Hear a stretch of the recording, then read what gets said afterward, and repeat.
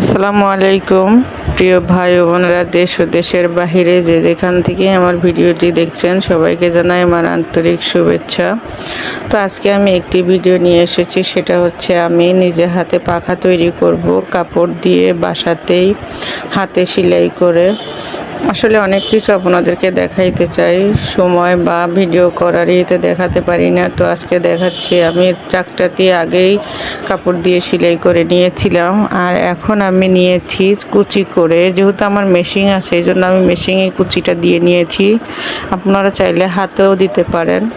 তো দেখতে পাচ্ছেন আমি এখন এটাকে ভালো করে সুই দিয়ে লাগাবো। এই যে আমি দাগটা দিয়েছি, এখান থেকে শুরু করব কুচিটা দেওয়া। উল্টো দিক থেকে দিতে হবে সেলাইটা, যেন সোজা করলে ওইটাকে উল্টা দিক ঘুরে যায়, সোজা থাকে এই জন্য।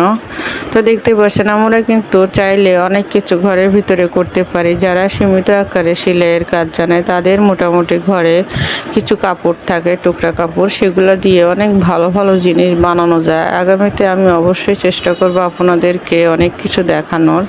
তো দেখতে পাচ্ছেন আমি ভালো করে সেলাইটা করে নিচ্ছি। আর পাখা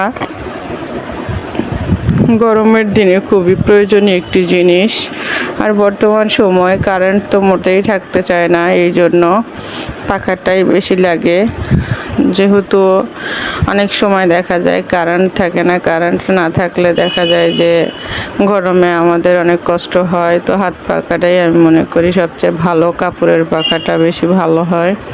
তা আমি বাসায় বানিয়ে নিচ্ছি, আপনারাও চাইলে বানাতে পারবেন। আমার ভিডিওটি শেষ পর্যন্ত দেখার অনুরোধ রইল। কার কার আমার ভিডিওটি ভালো লাগে ভাই আপুরা কমেন্টে লিখবেন, একটি লাইক দিয়ে আমার ভিডিও দেখবেন। ভিডিওর কোনো একটি অংশ যদি ভালো লেগে থাকে অবশ্যই আমার চ্যানেলটিকে সাবস্ক্রাইব করবেন, লাইক কমেন্ট শেয়ার করবেন, পাশে থাকা বেল আইকনটি বাজিয়ে দিবেন পরবর্তী ভিডিওটি দেখার জন্য।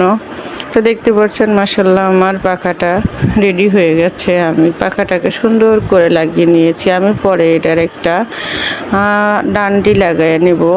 আমি ডান্ডি বলি, আপনারা কি বলেন আমি জানি না, কমেন্টে লিখেন, আমি হয়তো বুঝতে পারবো। তো মাশাআল্লাহ আমি দুই সাইডে দুই প্রকারের কাপড় দিয়েছি। তারপর যেটা করব সেটা হচ্ছে আমার আজকে মনে যাচ্ছিল যে একটি হাতে চিংড়ি শুটকি ভর্তা বানাবো, আর সেই জন্য আমি রেডি করে নিয়েছি। প্রথমে আমি চিংড়ি শুটকিগুলো ভেজে নিচ্ছি একটু ভালো করে। আর ভাজার পরে যে সুন্দর একটা ঘ্রাণ বের হয় তখনই মনে হয় ভর্তাটা অনেক খেয়ে ফেলি, এখনই অনেক মজা হয়। আর চিংড়ি শুটকি সবাই পছন্দ করে। চিংড়ি মাছ তো অসাধারণ একটি জিনিস, মজাদার সুস্বাদু খাবার, সব কিছুতেই খেতে ভালো লাগে। তা আমি ভর্তাটা বানানোর জন্য এগুলাকে আগে ভেজে নিচ্ছি। ভালো করে ভাজা হয়ে গেলে আমি এটাকে ঢেলে নিলাম। আর আমি পেঁয়াজগুলোকে আগে কুচি করে রেখেছিলাম, কাঁচা পেঁয়াজ দিয়ে বানাবো।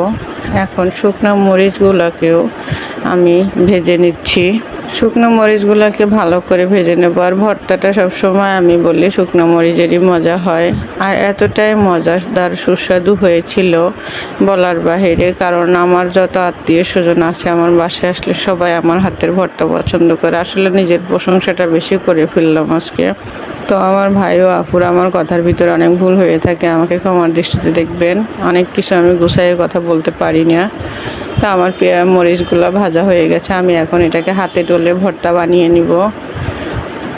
তো আমি এটাকে ভালো করে হাতে ডলে নিচ্ছি। ডলে নিয়ে আমি দেখুন ভর্তাটা বানাচ্ছি কাঁচা পেঁয়াজ দিয়ে।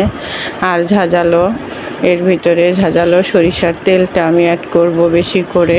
আর ঝাঁঝালো সরিষার তেলটা দিলে ভর্তাটা হবে আরও মজাদার। আর এই তেলটা একটু বেশি দিতে হবে, যেহেতু চিংড়ি মাছটা শুকনা, যেন তেলটা দিলে ওটা খুব একটু নরম টাইপের হয়ে যায়। মাশাআল্লাহ দেখতেই পাচ্ছেন গরম ভাতের সাথে এরকম একটি চটপটা ভর্তা খেতে কার না পছন্দ হবে, সবারই পছন্দ হবে আশা করি। আমিও ভর্তা খুব পছন্দ করি। ভর্তার কালারটা দেখে বুঝতে পারছেন কতটা মজা বা সুন্দর হয়েছিল। আপনারা এর স্বাদ পেতে হলে অবশ্যই বাসায় ট্রাই করে দেখবেন। মাশাআল্লাহ আমার ভর্তাটা রেডি হয়ে গেছে। তো আমার আপু ভাইয়েরা যে যেখানে থাকবেন ভালো থাকবেন, সুস্থ থাকবেন এই কামনা করি। আমার জন্য দোয়া করবেন। আপনাদের কাছে অনুরোধ থাকবো ভিডিওটি একটি লাইক দিয়ে দেখবেন, ছোট্ট একটি কমেন্ট করে যাবেন। আল্লাহ হাফেজ।